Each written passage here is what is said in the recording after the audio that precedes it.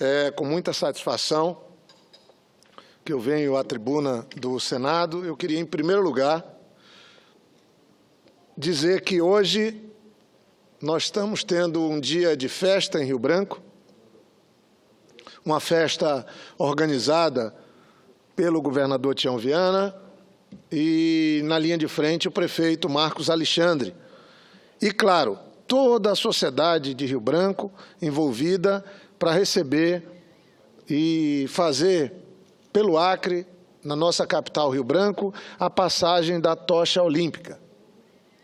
Eu vi o desejo dos jovens, das crianças, de todos ligados ao esporte, de vários movimentos sociais, procurando fazer uma festa que contemple a todos.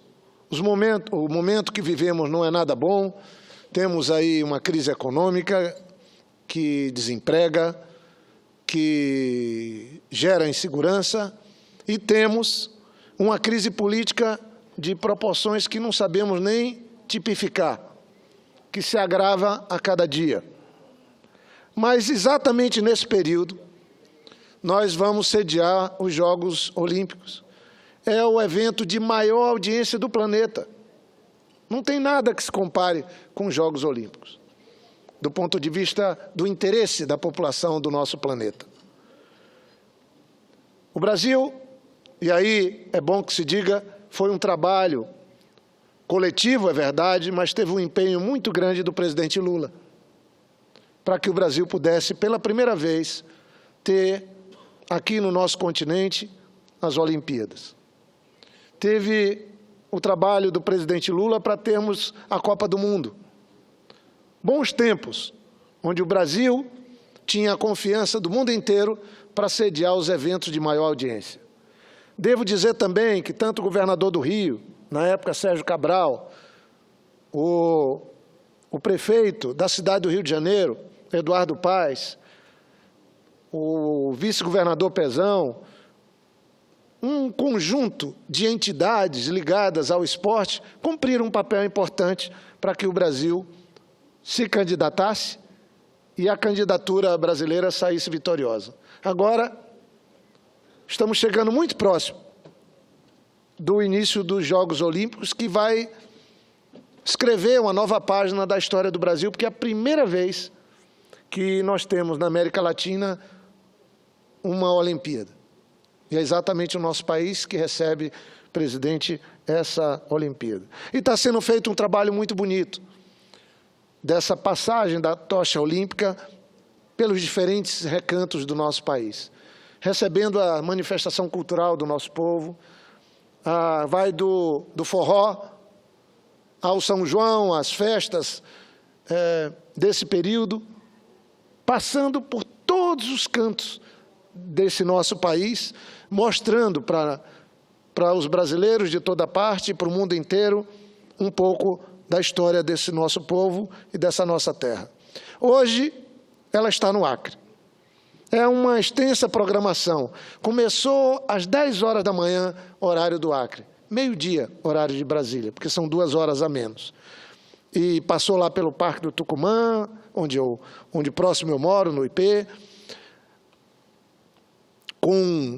na Escola de Música, foi para a Praça da Vila Betel, depois Praça da Censul, no Skate Park, no Parque da Maternidade, a Praça da Revolução, no centro da cidade, e depois vai chegar no Palácio Rio Branco, no novo Mercado Velho, na Praça da Juventude, e, por fim, vai até a Gamileira, na beira do Rio Acre, completando 24 quilômetros e tendo 110 revezadores, entre homens e mulheres, pessoas jovens, pessoas que representam a nossa juventude, pessoas que representam aqueles que já deram uma grande parcela de contribuição com a história do Acre. Então, eu queria aqui cumprimentar o prefeito Marcos Alexandre, o governador Tião Viana, e fazer esse registro aqui no plenário do Senado Federal sobre esse dia histórico, onde recebemos a tocha olímpica na nossa capital acreana, Rio Branco.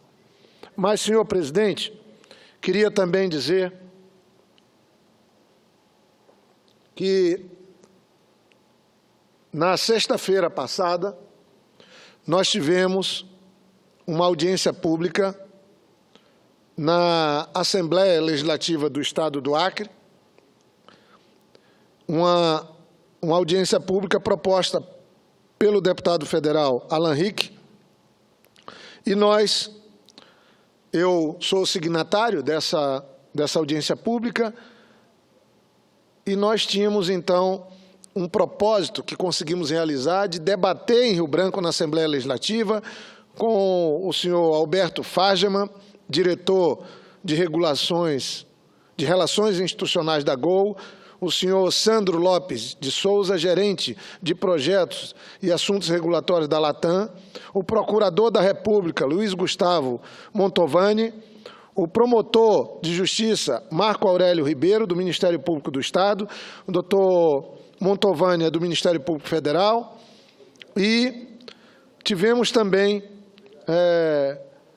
o superintendente da Infraero, o Jailson Mendes, os presidentes das federações, representantes das agências de turismo, a secretária do Turismo, Raquel Moreira, representando o governador Tião Viana, e o prefeito de Rio Branco, Marcos Alexandre. A audiência era para debater a situação do transporte aéreo no Acre, os altos custos da passagem aérea, a escassez de voo, os horários dos voos, e penso que esse é um debate que diz respeito a todos nesse nosso país continental.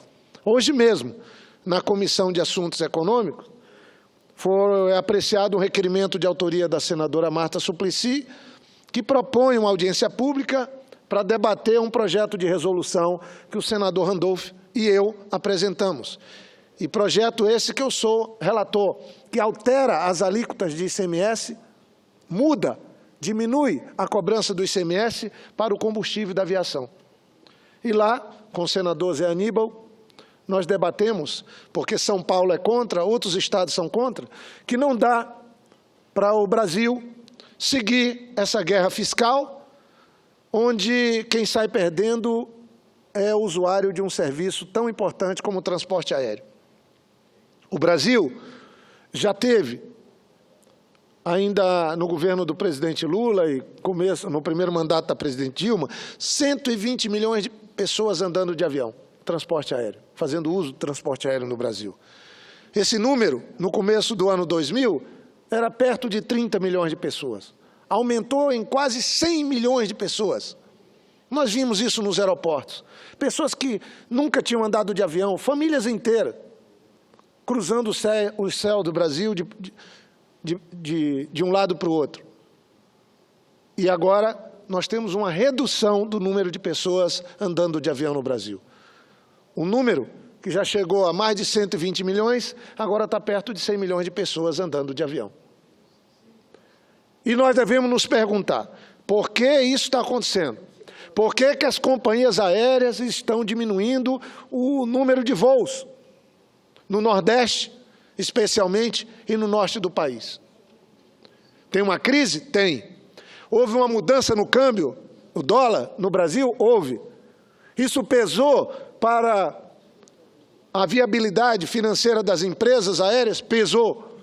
Isso impede as empresas aéreas brasileiras concorrer com o mercado internacional? Impede. Porque as pessoas se perguntam, como pode ser tão caro uma passagem de avião no Brasil? E é fato, eu estudo esse tema há muito tempo. Fizemos muitas audiências aqui no Senado. E a realidade não muda. Aliás, ela piora. O preço das passagens aéreas no Brasil segue sendo os mais altos do mundo. O quilômetro voado é muito caro. É quase proibitivo o preço que se cobra para muita gente que precisa, por questões de saúde, pelo direito de vir, por questões de trabalho. E nós vamos atrás. Quando chegamos nas companhias aéreas, elas falam, 40% dos nossos custos estão diretamente vinculados ao preço do combustível. É o custo de combustível. E nós fomos mergulhar um pouco mais, tem estados que cobram 25% de ICMS no combustível da aviação. São Paulo é um deles. O governador Tião Viana teve que baixar, e fez acertadamente, a cobrança do ICMS para uma companhia aérea que utilize 2 aeroportos no Acre, Rio Branco e Cruzeiro do Sul. Senão já tinham tirado o voo regular que nós temos da Gol para Cruzeiro do Sul. Foi a partir de uma ação do governo. Ele reduziu para 3% o ICMS. Ofereceu 7% de ICMS para a Azul e assim mesmo a Azul retirou seus voos de Rio Branco a Porto Velho e Cuiabá. E isso vai cerceando o direito de vir da população. Quem quer ir para o Acre de avião só tem um horário, senador, presidente João Alberto, é na madrugada. Como eu fiz ontem, 1h da manhã pego o voo, chega às 6h30 da manhã, 7 horas aqui em Brasília, com as 2 horas de fuso horário. Faço isso toda semana e não tem escapatória, não tem alternativa. É uma das capitais, como outras do norte do Brasil, que quem não pega aquele voo só no dia seguinte, ou seja, 24 horas depois. Isso não é justo. Isso não combina com o cumprimento da Constituição, que nos impõe reduzir as desigualdades e dar um tratamento igual para todos os brasileiros. Foi nesse sentido que fizemos essa audiência pública. Tínhamos feito uma sobre os apagões e deu bom resultado, porque mudamos as regras da geração de energia em Rondônia nas hidrelétricas e melhorou muito a situação do nosso Estado no fornecimento e na permanência do fornecimento de energia elétrica. A luta segue para ter uma tarifa de energia elétrica justa no Brasil, que ainda é muito caro. Agora, seguimos com essa luta para termos um preço de passagem aérea que seja justo. As pessoas se perguntam, por que é mais barato viajar para o exterior do que dentro do Brasil? É claro, a resposta é rápida. Quando um avião abastece em São Paulo, que cobra 25% do ICMS de combustível, e ele vai para Buenos Aires, ele vai para Montevidéu, vai para Santiago, para qualquer capital do mundo, o abastecimento não paga um único centavo de imposto. Só aí tem 25% de cobrança de imposto a menos na hora que vai abastecer o avião para fazer o voo internacional, porque coloca-se aí numa regra de que é uma exportação, e aí a exportação não cabe cobrança de ICMS. Com isso, o que é que acontece? É mais barato viajar para fora do Brasil que dentro do nosso país. Daí a proposta que eu apresentei, fixando em 12%, num projeto de resolução de autoria do senador Randolph, que eu subscrevi e que sou relator, 12% alíquota de ICMS, porque a maioria dos estados do Brasil já tem uma flexibilização e boa parte das capitais já cobram ICMS do combustível de avião abaixo de 12%. Agora vai ter uma luta. Estados como São Paulo não quer. Rio de Janeiro já cobra isso.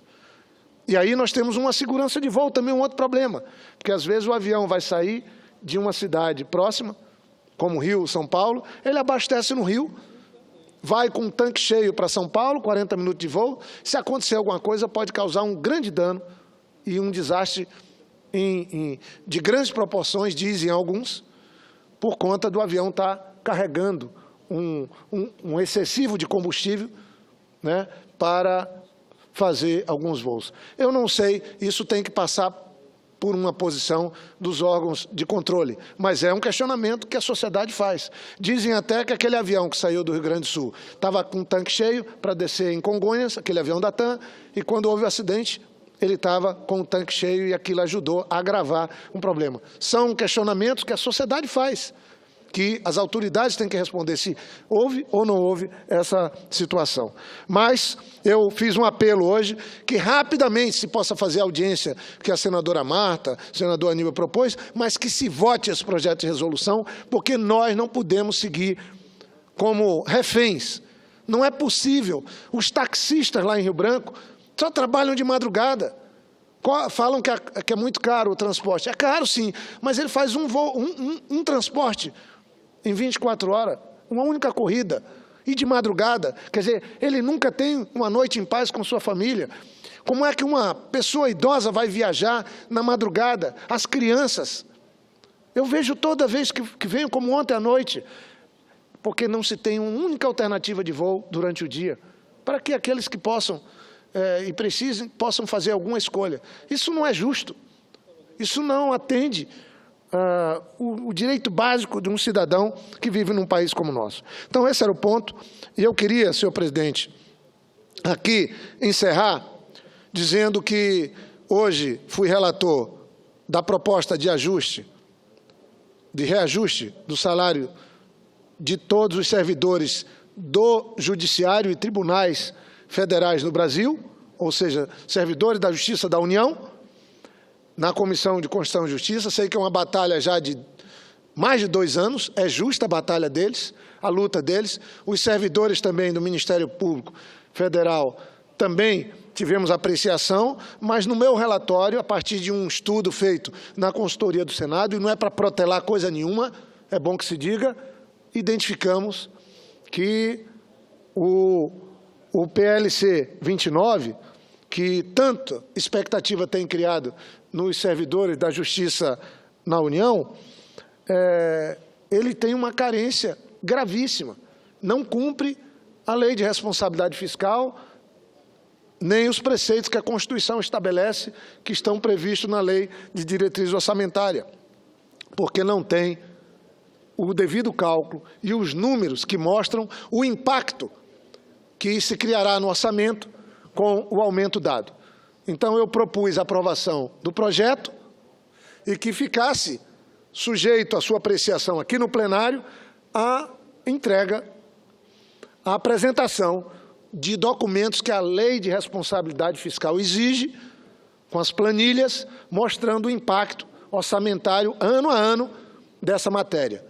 Eu sei, estudei e vi que durante o governo do presidente Lula houve um aumento, um ganho real no salário dos servidores do Judiciário, da Justiça Federal, a União, e que de 2009 para cá houve uma perda do poder de compra, do poder aquisitivo, mesmo tendo tido um aumento em 2012.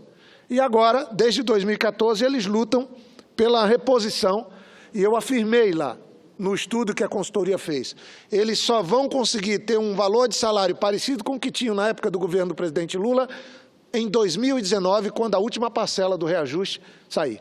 Conversei com o doutor Rodrigo Janot hoje, conversei com o ministro, presidente do Supremo Tribunal Federal, Ricardo Lewandowski, pedi a eles que peçam ao Conselho Nacional de Justiça que mande, que é quem tem a prerrogativa e a obrigação constitucional de mandar esses dados para o Senado, como também o Conselho Nacional do Ministério Público mande os informes conforme prevê a Lei de Responsabilidade Fiscal, para que se possa anexar o projeto e, isso chegando ainda essa semana, nós nos comprometemos de fazer a apreciação dessa matéria na próxima terça-feira na Comissão de Assuntos Econômicos, e aí sim poderíamos trazer na mesma terça-feira, mais tardar a quarta, para apreciação aqui no plenário e resolver essa questão que foi fruto de um acordo do governo da presidente Dilma com o presidente Supremo, o senador Moca estava lá, e também com o governo agora interino do presidente Itamar, que também concordou. Então, se tudo correr bem, já falei com o presidente Supremo, com o doutor Rodrigo Janot, essas informações vão chegar. Só uma correção, o presidente interino é o Michel Frank, não é... Michel Temer. Michel Temer, não é o Itamar. Michel Temer, desculpa. O presidente Michel Temer que concorda também com a aprovação desse projeto, e nós esperamos que haja entendimento na comissão, que ele possa ser apreciado na próxima terça-feira, senhor presidente João Alberto, e aí, quem sabe, por acordo, trazermos já, que é esse o propósito, eu vou propor isso, acho que a maioria vai concordar, espero que a gente possa, na própria terça-feira, votar essa matéria aqui e virar essa página, que é muito importante que possa ser virada. Eram essas as questões, senhor presidente. Eu só queria dizer também, por último mesmo, mais aqui um minuto, se possível, eu trabalhei muito com o ministro Henrique Alves. Ele era ministro do governo da presidente Dilma, do turismo, esteve comigo no Acre, ajudou a trabalhar uma obra do Shopping Popular, em Rio Branco, que atende muito a nossa cidade, foi comigo lá. Depois, quando começou o conflito do impeachment, ele pediu afastamento, saiu do governo, renunciou ao mandato, ao cargo de ministro do Turismo, mas tinha me dado uma grande contribuição para a cidade de Rio Branco, para o Acre, encaminhando a liberação com alguma regularidade dos recursos para a obra do que a gente chama de shopping popular, que vai fazer um trabalho muito importante com os ambulantes, com os pequenos comerciantes no centro de Rio Branco. Entrou ministro interino no governo da presidente Dilma, esse processo, a burocracia o consumiu, a obra andou um pouco, e o ministro Henrique Alves voltou, e eu tive com ele, falei com ele, e ele retomou o projeto que ele tinha assumido o compromisso lá em Rio Branco, no Acre. Mas, antes mesmo que ele pudesse fazer o empenho, ou retomar o empenho, e liberasse os R$800 mil daquilo que já foi executado, ele renunciou novamente o mandato, mas fica aqui o registro, o agradecimento a ele pela atenção, pelo respeito que teve nesse trato. E ontem eu estava em Rio Branco, junto com o prefeito Marcos Alexandre, falei com o ministro que está interino, que é o secretário executivo, que já nos ajuda há algum tempo, Alberto Alves, e ele prontamente está dando sequência ao compromisso do ministro Henrique Alves, e ontem autorizou o empenho de R$1 milhão, que no fundo dá R$950 mil, porque tem uma parcela que fica retida na Caixa, para que essa obra siga em frente. É uma obra importante para a cidade, o trabalho nela tem que ser feito suprapartidariamente. Alguns tentaram criar lá no Acre um certo conflito, mas eu acho que tem obras, tem ações que não são conquista de uma ou outra pessoa, de um ou outro partido. É uma ação coletiva, é algo fundamental para a cidade. O prefeito Marcos Alexandre tem se empenhado e eu estou me empenhando intensamente, porque estou desde o começo acompanhando essa obra, e só ontem é que nós conseguimos um empenho. O ministro me afirmou e cumpriu, mandou empenhar, falou que iria cumprir. Nós estamos esperando que, mais tardar amanhã, tenha a liberação dos recursos para que a obra, as pessoas que trabalharam possam receber, a obra possa ser retomada e a gente, dentro das dificuldades, liberando dentro do possível os recursos, se possa ter o andamento dessa obra que é fundamental para a nossa capital, Rio Branco, que eu volto a repetir. Hoje está em festa porque recebe e faz a passagem da tocha olímpica pela nossa cidade, tendo mais de 100 pessoas fazendo o revezamento na condução da tocha e pondo o nome da cidade de Rio Branco, do Acre, na construção, na realização da primeira Olimpíada que nós temos no nosso país. Muito obrigado, senhor presidente João Alberto.